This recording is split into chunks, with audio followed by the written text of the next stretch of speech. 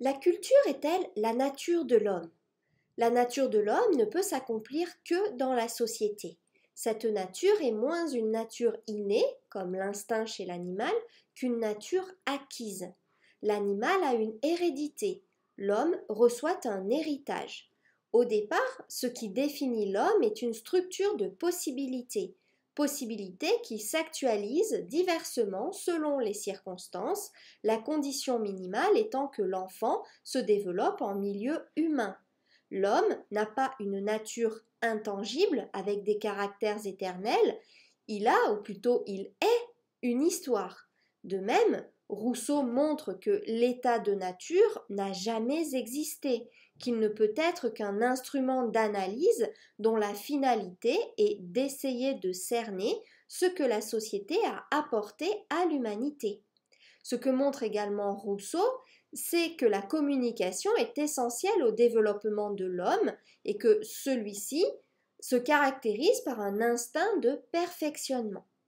Enfin, toute société comporte des règles, c'est-à-dire des interdits qui ne relèvent pas de la nature, qui se caractérisent par l'universalité, donc manger, respirer, crier, parler, alors que les règles se caractérisent par le relatif, la façon de manger, de parler, ce qui institue le passage de l'ordre de la nature à l'ordre de la culture.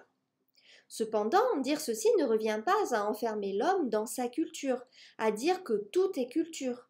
Redéfinissons, pour être plus clair, les concepts de nature et de culture.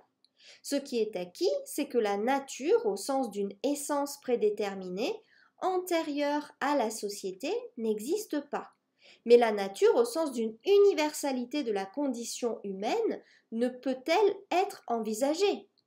L'homme est celui dont la nature est de s'accomplir au sein de la culture. Lévi-Strauss dit « La nature, c'est tout ce qui est en nous par hérédité biologique. La culture, c'est au contraire tout ce que nous tenons de la tradition externe. La culture ou civilisation, c'est l'ensemble des coutumes, des croyances, des institutions telles que l'art, la religion, les techniques de la vie matérielle, en un mot, toutes les habitudes ou aptitudes apprises par l'homme en tant que membre d'une société. En ce sens, tout peuple a une culture et à proprement parler, l'homme sauvage n'existe pas. Néanmoins, Hegel nous avertit que chaque homme a de l'humain en lui, ou du sauvage, ou de la barbarie. La culture est une puissance de dépassement. Se cultiver, s'instruire et pour chacun se délivrer des limites que définit toute existence particulière. Comme processus d'accomplissement et de dépassement de soi, la culture ne fait pas que rendre possible le passage du virtuel à l'actuel. Elle permet à tout individu qui s'engage en elle de s'affranchir des données, de trouver une voie d'accès à l'universel. On peut appartenir à des cultures différentes, par exemple être chinois, breton, basque, et se rencontrer autour de valeurs communes, comme le respect de la personne, le droit d'opinion.